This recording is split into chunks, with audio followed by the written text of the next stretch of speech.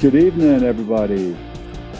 So, it is another episode of the Hillbilly Think Tank with Spencer Cat coming at you live here in Elizabethtown, Kentucky, Tunnel Hills. So 'tis the season to be jolly, and apparently we've got a real jolly person in the White House. When he's not sleeping, he's thinking of jolly ways to put his name on stuff. Yep, I'm talking about Trumpious Caesar, Kaiser Trump, Caesar Trump. Yep, Sleepy Don, who I'm talking about. He's got to have his name on everything. It's wasn't enough that he had Trump Steaks, Trump University, Trump. What else can we have? Trump Plaza, Trump casinos. Tell me something, Trump's name on it, that didn't go belly up. Trump Plaza would have gone belly up if it hadn't been for Russians and Saudi Arabians buying out all the rooms. And then he's beholden to them still to this day. Everything that Trump has touched has gone belly up. Now he wants Trump quarter for the 250th anniversary of the USA. He wants Trump's $250 bill with his head on both the quarter and the bill. We have Trump Peace Center. As Gavin Newsom said, that's like KFC's Center for Vegetarianism or Veganism. He wants a Trump.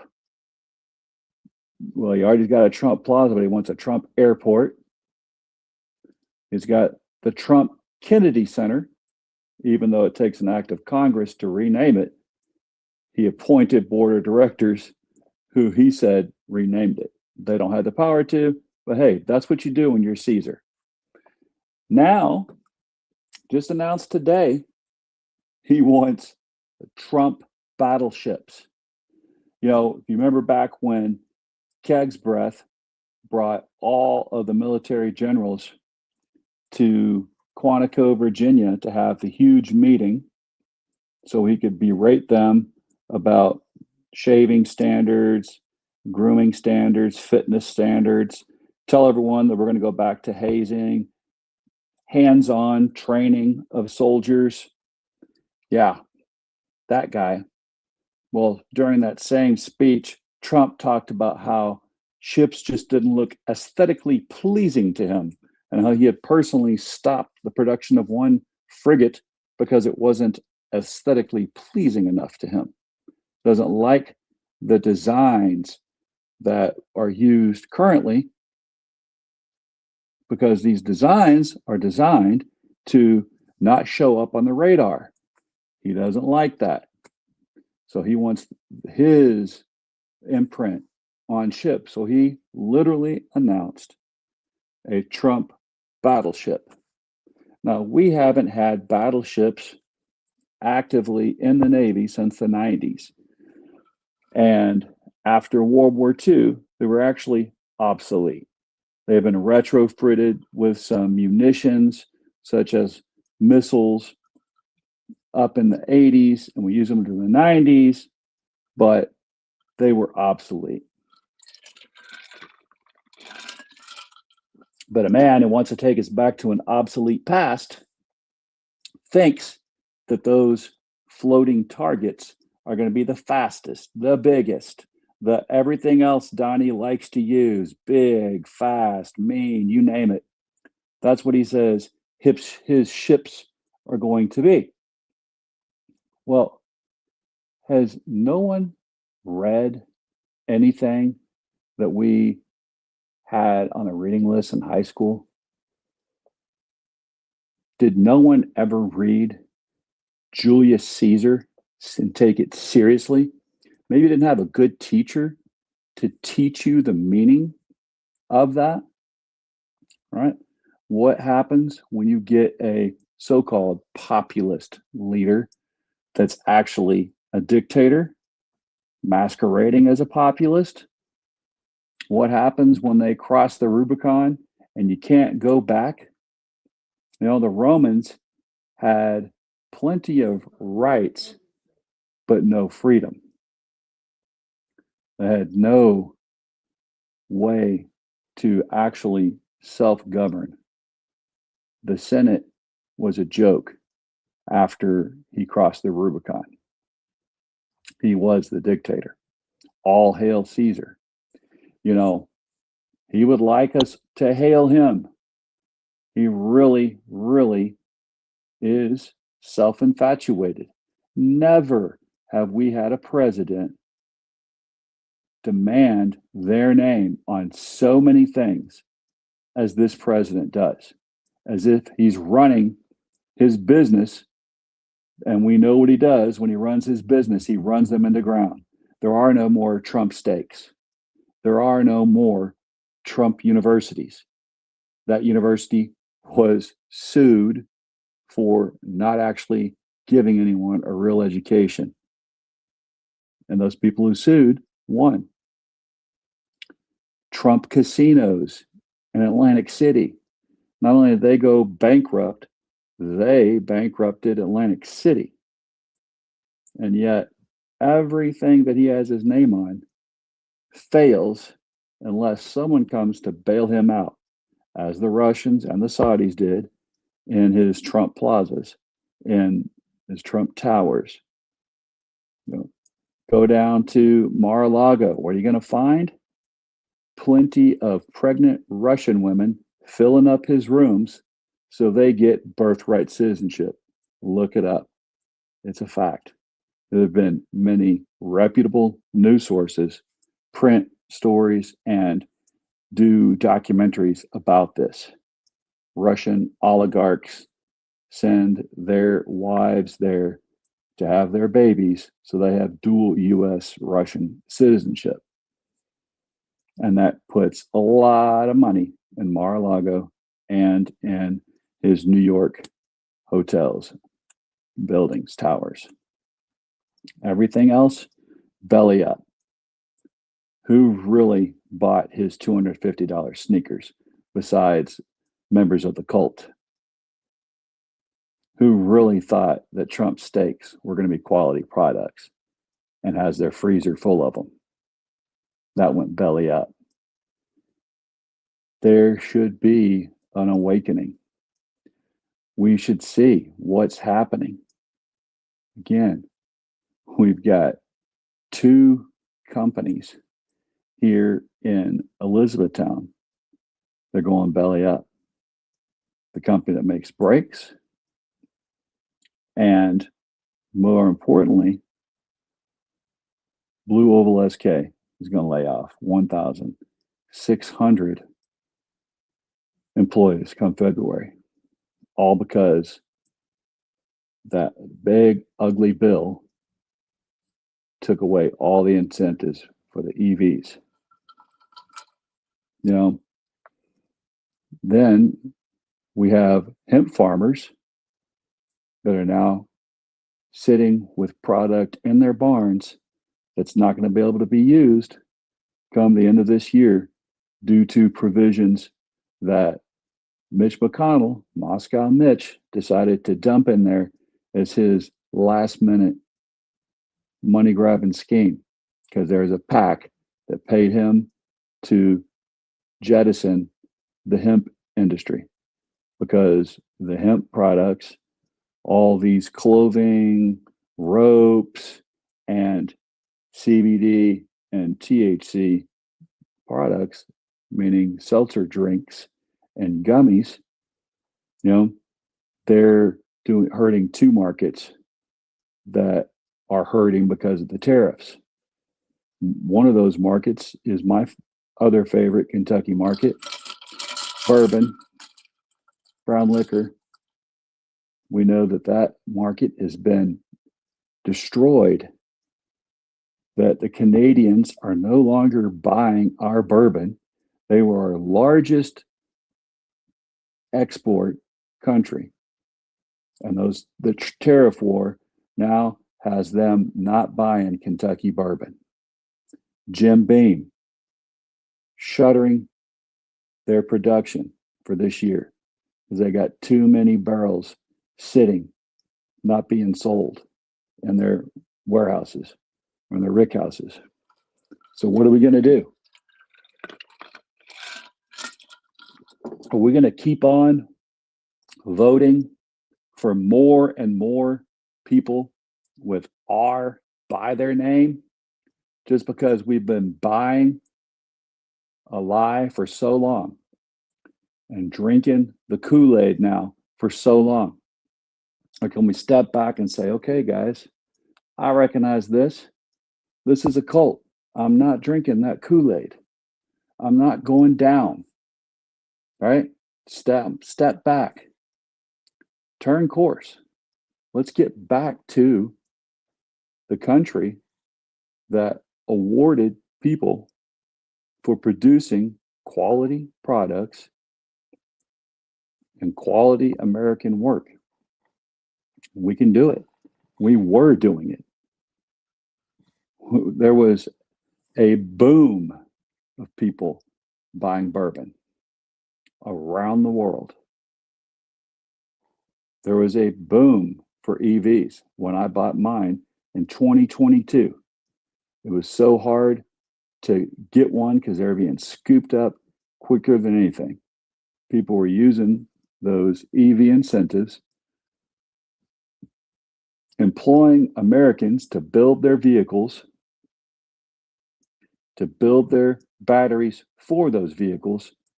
And that's why we had a plant here in Hardin County, just south of here where I live. That's why Elizabethtown was booming. The fastest growing city in Kentucky.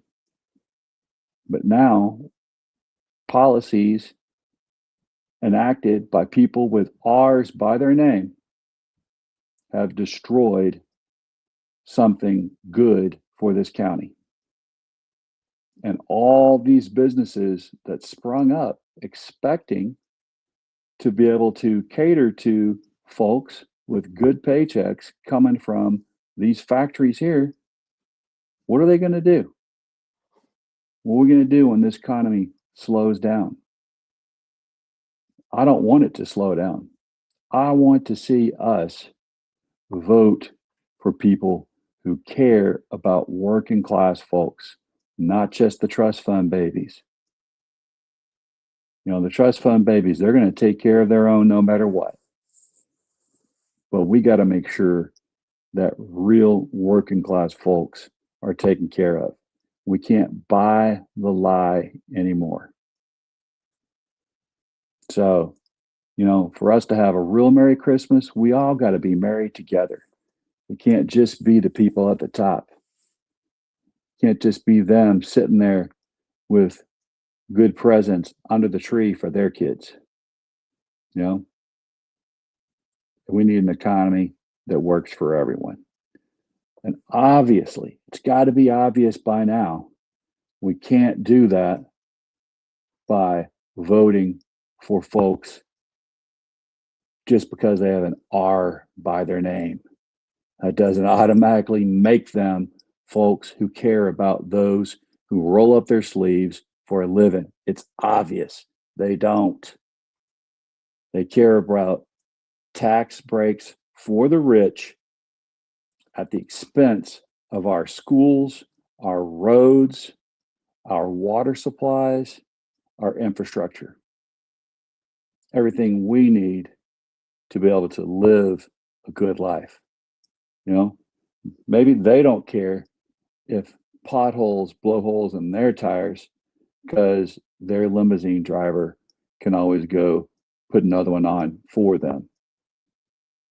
And, you know, paying quite a few $100s for a tire won't bother them, but we know it would bother us to have to do that. And when we have to do that constantly because we have roads that aren't being repaired, because we have folks who are voting against our interests, against repairing and rebuilding America so that it stays functional, and it can deliver the goods that we make here. So let's get back to the basics. The basics are we need to have good schools, good roads, good hospitals. We need to have well-educated kids so they can become well-educated voters, well-educated nurses, well-educated doctors, well-educated teachers, well-educated workers in factories like Blue Oval SK. We don't just need people anymore just to push buttons. We need people who can actually think and reason. That's what businesses need. And they're not going to get this if we don't invest in our schools, in our kids, public education. Now, Kentucky, we had a chance last election cycle to make sure that Kentucky schools didn't get sold down the river to the rich folks so the rich folks could quit paying taxes for public schools. And we voted not to have vouchers here in this state. We voted the right way, and that shows we know how important it is that education, public education, be truly taken care of.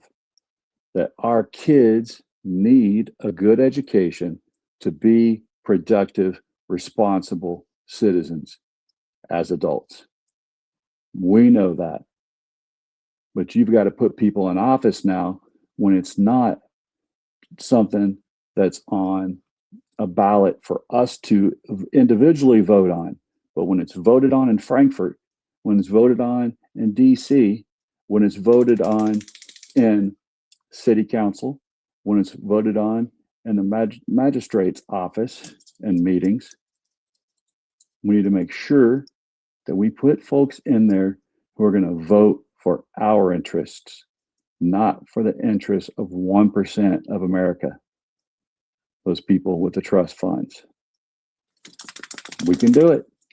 It's up to us now. We've got to act. For too long, we've let them pretend that they have the working folks in mind. They've proven now they don't.